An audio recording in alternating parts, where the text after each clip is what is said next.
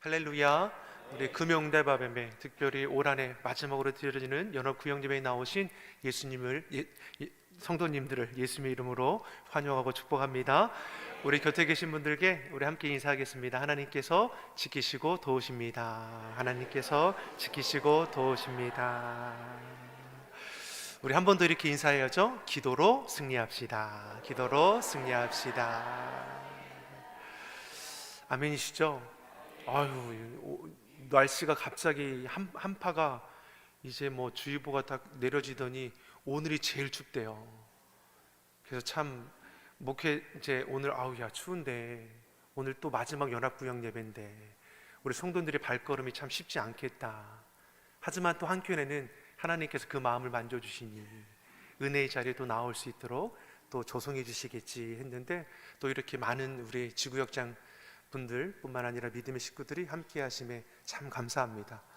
우리가 봐도 목회자가 봐도 참 은혜가 되고 기쁨이 되는데 하나님께서 그런 자녀된 우리를 얼마나 흐뭇하게 바라보실까.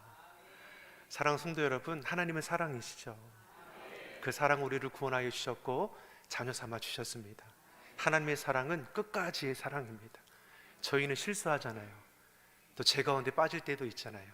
그래도 하나님 우리를 외면하지 않으시고 돕는 자를 더해 주셔서 우리 걸음을 다시 인도해 주심을 믿습니다. 우리 십지역이 찬양한 것처럼 우리의 믿음이 낙심될 때도 있지만 다시금 위로해 주시고 일으켜 세우시는 주님 앞에서 우리는 다시 견고히 설 수 있음을 믿습니다.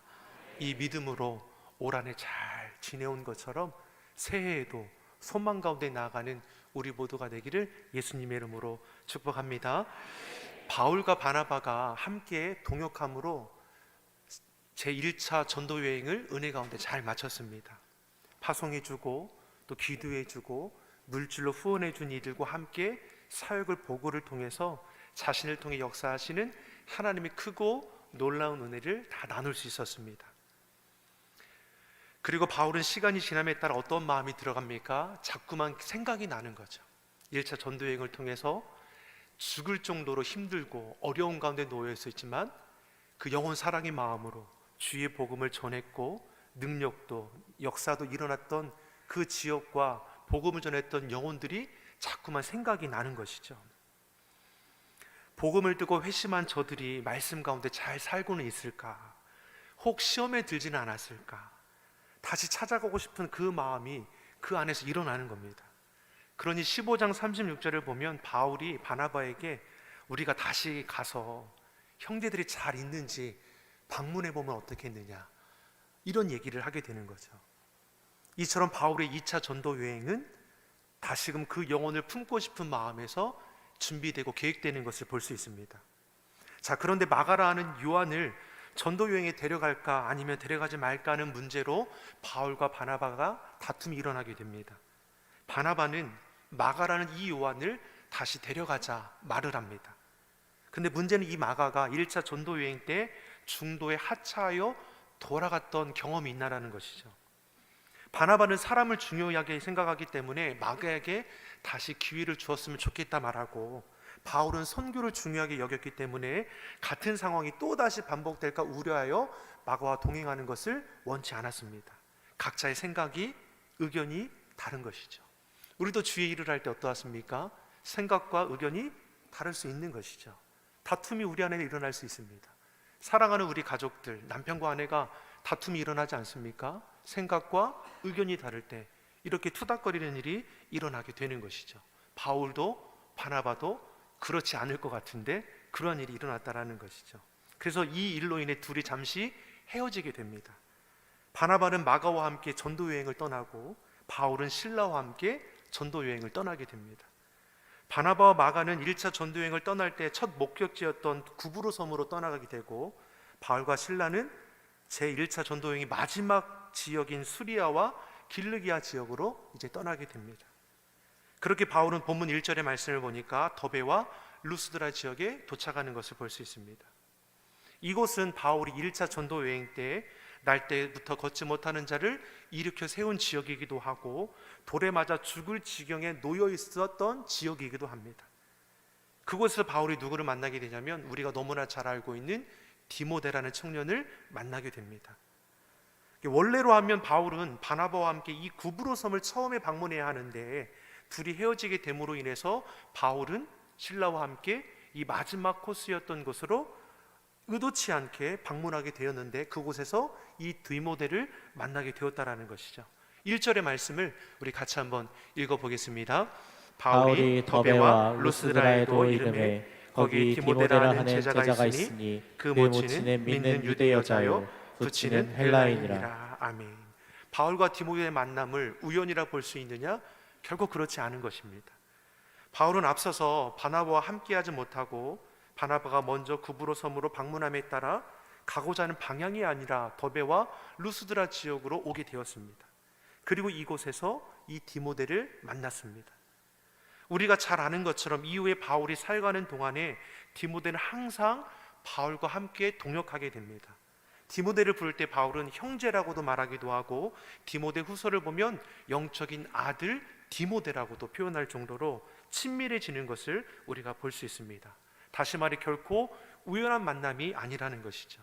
이를 통해서 우리가 생각해 보는 것은 하나님은 하나님의 일을 행하는 사람에게 돕는 자를 붙여주신다라는 것을 우리로 알게 하는 것입니다. 목회나 사역의 현장에서만이 아니라 우리 삶의 자리에서도 우리가 어렵고 힘들 때에 결코 우리를 홀로 버려두지 아니하시고 돕는 자를 붙여주시는 것을 우리는 경험하게 됩니다. 하나님의 방법이기 때문입니다. 우리에게 직분, 사명을 주신 분이 하나님이십니다. 그리고 이 사명을 감당할 수 있도록 이끌어 가시는 분도 우리 하나님이십니다. 우리가 지역장으로서, 구역장으로서 또 기타 여러 직분을 감당함에 있어서 내 힘으로 감당할 수 있는 것이 아니죠. 하나님께서 감당할 수 있도록 은혜도 주시고 지혜도 주시고 능력도 주시고 건강도 주시고 돕는 자도 붙여주셔서 우리의 사명이 더욱더 힘이 되게 하는 것을 볼 수 있는 것입니다. 그래서 능력 주시는 자 안에서 내가 모든 것을 할 수 있느니라. 오늘 바울에게 돕는 디모데를 붙여주시는 것처럼 주의를 감당하는 저와 여러분에게도 돕는 자를 붙여주심을 믿습니다. 저희가 부교육자가 없는 상황에서 올해가 잘 이렇게 지나왔습니다. 자, 힘들고 어려운 그 순간순간이 왜 없겠습니까? 하지만 있는 사역자들이 열심을 다해서 두세 사람 목을 다 감당하죠. 여기 앞에 있는 배돈 요사님 주일에 방송실에서 얼마나 열심히 오고 가고 하면서 소리를 잘 잡아볼까 애쓰고 있는지 모릅니다. 영상을 다 편집해서 홈페이지에 올리기도 하고 또 유튜브 채널을 통해서 세우기도 하고 이건영 목사님뿐만 아니라 김철호 목사님 지금 방송실에서 자막하고 하는 부분을 금요일에 담당합니다. 있는 사역자 안에서 최선을 다하는 거죠. 우리 정일주 조사님, 이은 조사님 뿐만 아니라 우리 교회 사역자들이 다 헌신합니다. 우리가 기도하는 것, 이렇게 생각해 볼 수 있는 거죠. 하나님께 돕는 자를 붙여주신다는데 언제 주의 사역자들이 오게 되는가? 교육을 담당할 목사님께서 1호 첫째 주에 부임하게 되었습니다. 그래서 말씀을 준비하면서 참 하나님께서 참 놀라우시다. 연말이 다 돼가는데 하나님 아무런 응답이 주시지 않으시는 거예요. 근데 지난주에 이제 만나게 되고 또 우리 교회로 청빙을 하는 절차를 지금 이제 진행 중에 있습니다. 그래서 1월 7일 첫째 주일에 교육을 담당하실 목사님, 이번엔 여자 목사님을 우리가 모시게 되었어요. 교육을 오랫동안 감당하셨고 또 그런 경험들과 또한 포용할 수 있는 우리 귀한 목사님이 부임하게 될 겁니다. 이걸 통해서도 우리가 알 수 있는 것이 무엇입니까?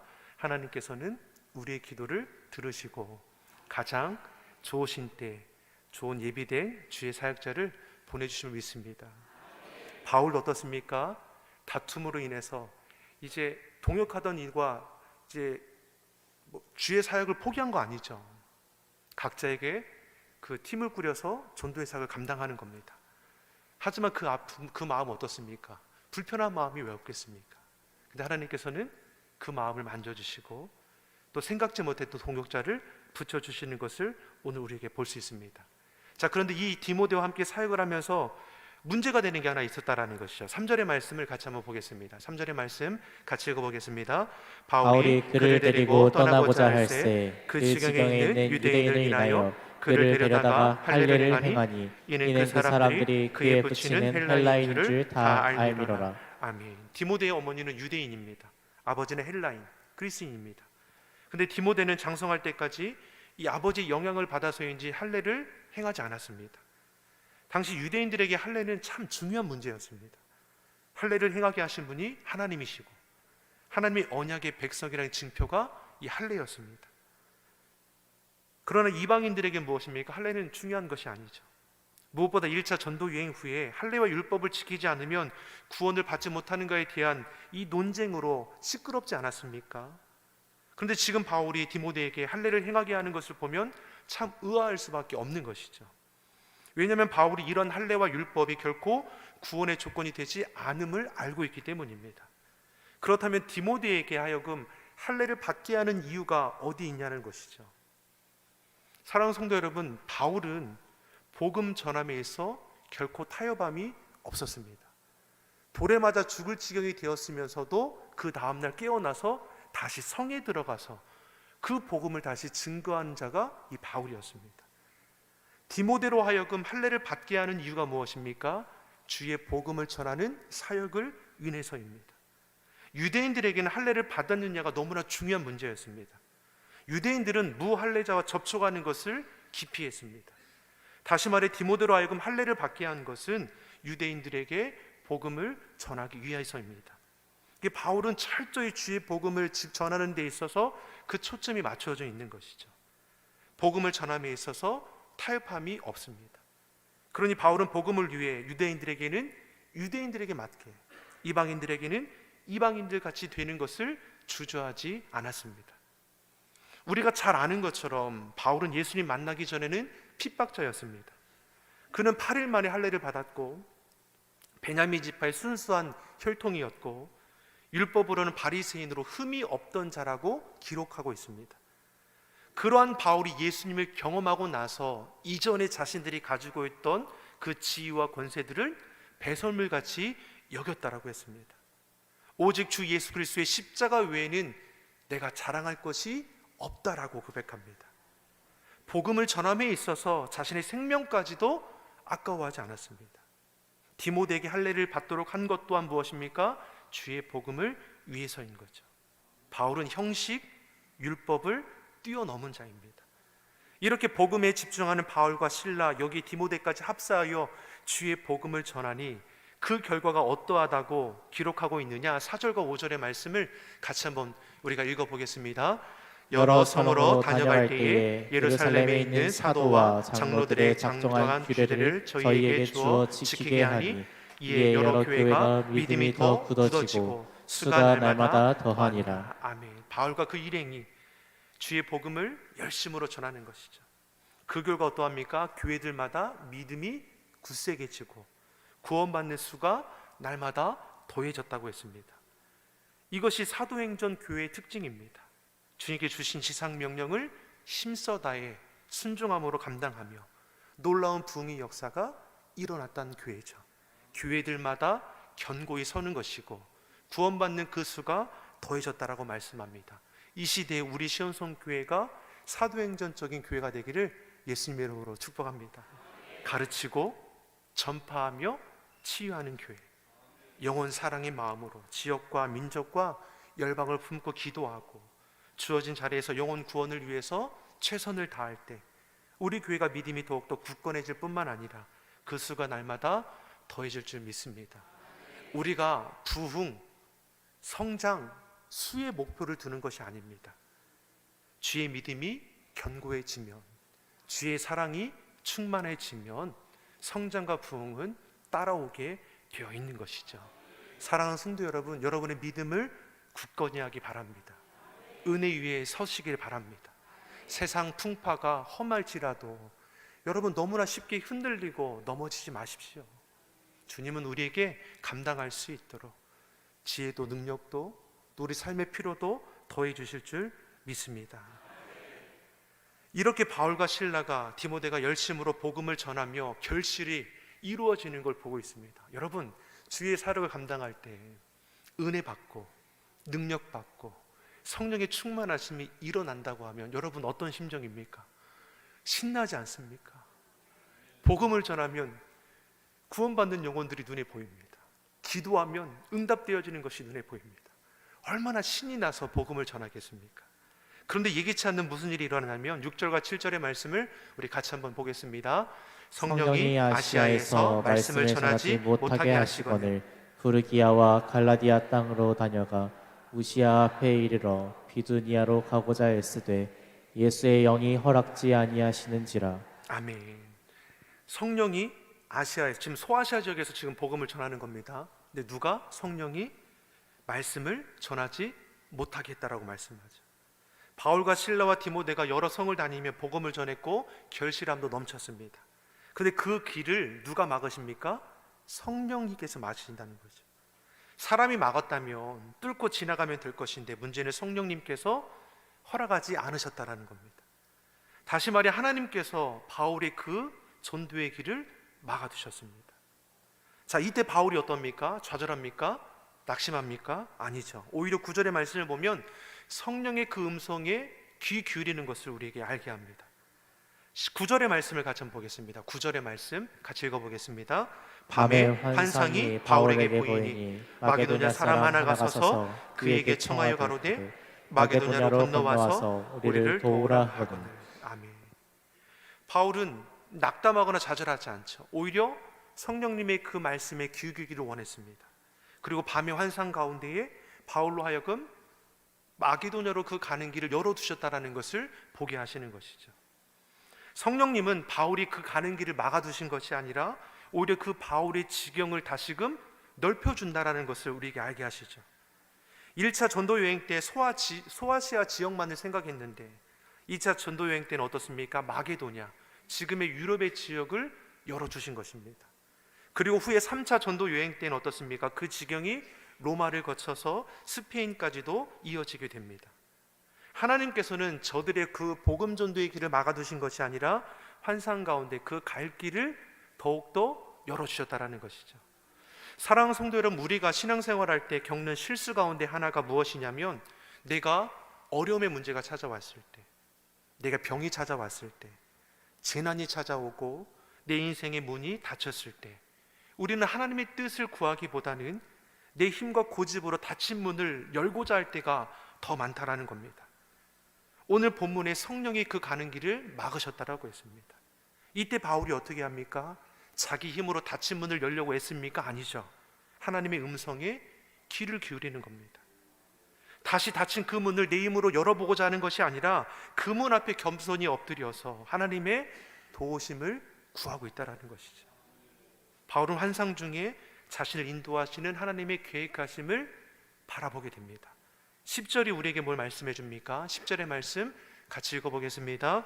바울이 이 환상을 본 후에 우리가 곧 마게도냐로 떠나기를 힘쓰니 이는 하나님이 저 사람들에게 복음을 전하라고 우리를 부르신 줄로 인정함이로라.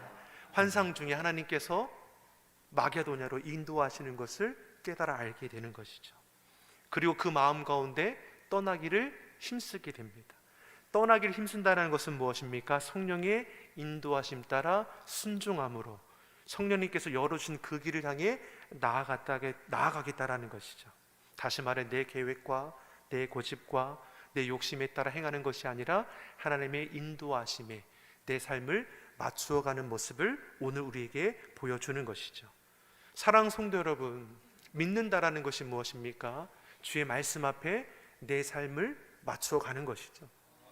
주님께서 분명히 우리를 향한 선하신 뜻과 계획하심을 우리로 발견하게 하고 그 뜻에 참여할 수 있도록 우리를 인도하십니다. 근데 문제는 무엇입니까? 자꾸만 내 고집과 내 바람과 내 욕심이 내 삶을 좌우하려고 할 때가 더 많다라는 것이죠. 하나님의 뜻을 구하기보다는 내 고집을 앞세울 때가 더 많은 것입니다. 그래서 예수님께서도 믿는 자들에게, 제자들에게 하시는 말씀이 무엇입니까? 자기를 부인하고 십자가를 지라 말씀하는 것이죠. 자기를 부인하는 거 너무나 힘든 것이죠. 나를 쳐서 주의 말씀에 복종하게 하는 거 만만한 일이 아닌 것이죠. 매일매일 우리는 이런 영적인 씨름을 하게 되는 겁니다. 외부적인 요소의 어려움이 있는 것이 아니라 내적인 어려움이 신앙 가운데 더 있는 것이죠. 그럼에도 우리는 무엇입니까? 겸손히 주님 앞에 구하고 찾는 자가 되어야 할 것이죠. 지금 바울에게 소아시아 지역은 1차 전도 여행을 통해서 이미 경험했던 곳입니다. 그러니 어떻습니까? 어느 곳에 무엇이 있고 어느 곳에 나아가면 하나님께서 예비한 귀한 곳이 있는지를 다 아는 것이죠. 그런데 하나님께서는 이곳이 아니라 새로운 곳으로, 낯선 곳으로 그 길을 인도해 주십니다. 그럼에도 어떻습니까? 바울은 떠나기를 힘썼다라는 것이죠. 순종함으로 주의 뜻에 자신의 삶을 맞추어 가는 것을 오늘 우리에게 말씀해 주는 것입니다. 우리가 이러한 삶이 되기를 예수님의 이름으로 축원합니다. 다윗이 시편 23편을 통해서 고백하는 것이 무엇입니까? 사망의 음침한 골짜기를 다닐지라도 해를 두려워하지 않을 것은 주께서 나와 함께 하십니다. 두려워하지 않는 것이죠. 사망의 음침한 골짜기, 두렵지 않다는 겁니다. 왜 그렇습니까? 주께서 나와 함께 하시기 때문입니다. 다윗은 가는 길이 막히고 닫혀 있다고 좌절하지 않습니다. 바울도 마찬가지죠. 좌절하지 않습니다. 하나님이 괜히 우리의 가는 길을 막거나 닫아두는 분이시냐? 그렇지 않습니다. 하나님이 길을 막으실 때, 닫아두실 때는 도리어 우리는 기대함으로 바라볼 수 있어야 하는 것이죠. 우리가 생각하지 못하는 크고 놀라운 일을 행하실 것이기 때문입니다. 예레미야 33장 3절에서 너는 내게 부르짖으라. 내가 내게 응답하겠고 내가 알지 못하는 크고 비밀한 일을 내게 보이리라. 우리 중 누구라도 인생의 닫힌 문을 경험해 보지 않는 자가 어디 있습니까? 지금도 막히고 닫힌 문 앞에 좌절하고 낙심하고 있을 수 있는 겁니다. 그런데 오늘 본문이 우리에게 무엇을 말씀해 줍니까? 그럼에도 낙심하고 좌절하지 말라는 것이죠. 우리 인생의 길이 막히고 닫혀 있습니까? 염려하지 마십시오. 하나님은 새로운 길을 열어두셔서 우리가 능히 지나가도록 인도해 주십니다. 연약할수록 낙심될수록 더욱 주의 말씀에 귀 기울이는 자가 되십시오. 약속의 말씀을 붙잡고 깨어 기도할 때에 우리를 향한 크고 비밀한 일을 발견하게 될 것이고 그 뜻에 참여함을 통해서 하나님의 뜻을 이루어가게 될 줄 믿습니다. 이 밤에 우리가 기도할 때 하나님 우리로 그 선하신 뜻을 발견하게 하여 주시옵소서. 감당하고 참여할 수 있도록 주의 능력을 더하여 주셔서 우리가 흔들리고 넘어지는 자가 아니라 주의 말씀 앞에 견고히 섬을 통해서 하나님이 기쁘시게 하는 능력 있는 주의 자녀가 되게 하옵소서. 그런 은혜의 결실을 이루어가기를 좋으신 예수님의 이름으로 축원합니다. 기도하겠습니다.